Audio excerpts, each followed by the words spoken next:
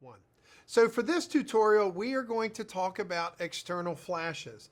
Now, in previous tutorials, we talked about the fact that this has a very small flash on it, which is like what we call a utility flash. This is great if you're in a pinch and you need to take a quick picture, say 5 or 6 people from 10 feet away. But if you need to take a picture of, say, a larger crowd, luckily this camera has what's called a hot shoe on it.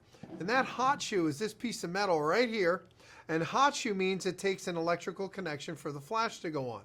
Now this is an example of an external flash. This is one of many that we have, but this is specifically made to fit on this camera. You can see there's little nubs on here. These are little electronic connectors that will meet up with and connect to the different connectors on the camera. So taking a look visually at the flash, it folds open and closed, so you can do what's called bounce photography. So instead of just taking a picture straight on at someone, you can actually pull the flash up and reflect the light off the ceiling.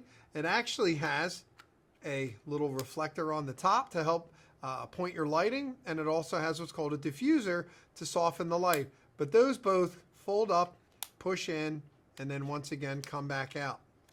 So we'll put those back in. And as you saw before, you have adjustments on the top and the bottom. And another nice feature, you can also turn the flash. So if you're in tight corners and you need to shoot the light off a wall to then hit someone over to the side, you'll have nice flattering lighting. But this is the nice thing about having these external flashes is they are fully adjustable. It turns, it goes up and down. So you have a lot of ability to make some really nice creative shots. Now, if you look at the back of the flash, there's some basic features for the mode, which is usually an automatic. There is a manual mode to be able to zoom the flash in and out. But mostly you have your setting button for your controls.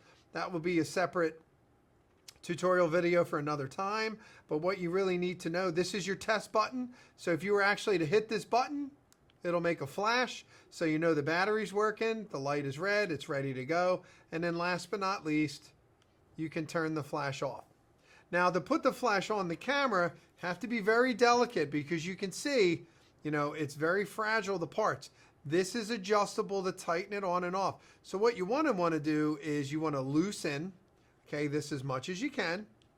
Then what you want to do is you want to actually take your flash and be able to slide this on. You'll see on here, this will actually slide on and go to the end.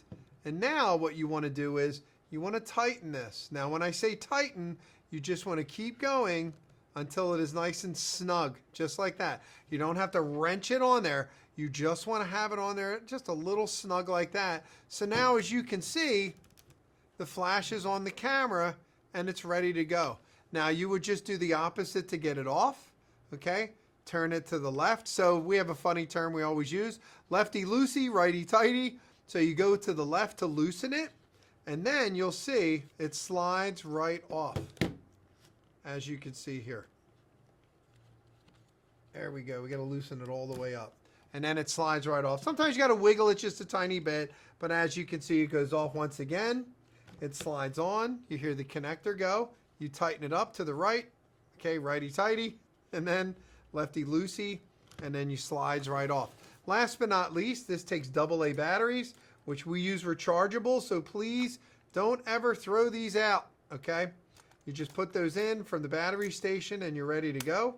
So that is the basics of a flash. We will start to dive a little bit deeper into the versatility and creative effects you can get with flashes in another tutorial.